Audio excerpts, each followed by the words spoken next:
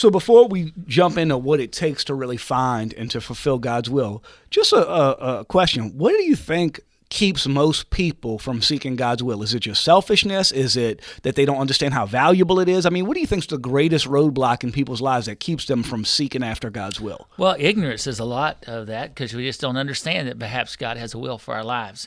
Rebelliousness is another thing. Even when we do know God's will for our life, we don't want to pursue God's will. My daughter used to say when she was dating in her teen years, and I'd ask her before she went out with someone, I said, have you talked to the Lord about this person? And she would say, well, I did, and the Lord told me not to, but I want to anyhow. Or I want to anyway. And I think a lot of us like that. We know what the Lord's will is, but we want to do something regardless. And the third thing I think is that our lives are so chaotic and so cluttered that we don't take the time to pursue God's will for our lives.